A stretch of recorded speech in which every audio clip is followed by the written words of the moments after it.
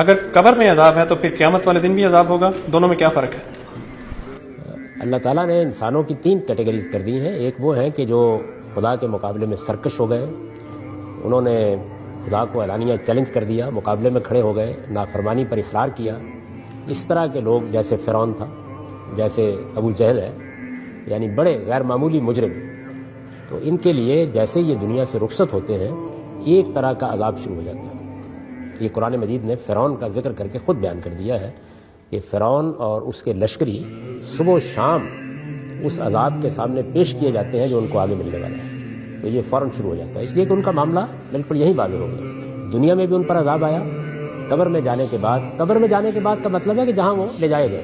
وہ تو ہم اصل میں جسم قبر میں دفن کرتے ہیں، قبر میں کچھ نہیں ہوتا. عالم برزخ میں کہیں جہاں اللہ کے فرشتے لے گئے ہیں، جہاں اللہ نے رکھا ہوا ہے انسانوں کو، تو وہاں ان کے اوپر ایک کیفیت گزرنا شروع ہو جاتی ہے.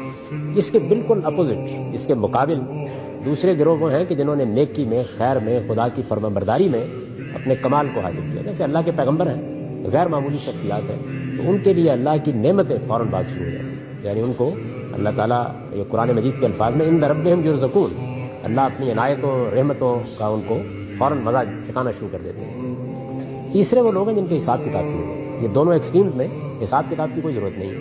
ان کو سلا دیا جاتا ہے، قیامت میں اٹھایا جائے گا، حساب کیا جائے گا، اس کے بعد فیصلہ ہوگا کدھر جانا ہے، انہوں نے جنت میں جانا. تو یہ تینوں بالکل الگ الگ کیٹیگریز، ہر ایک کے ساتھ یکساں معاملہ نہیں ہے.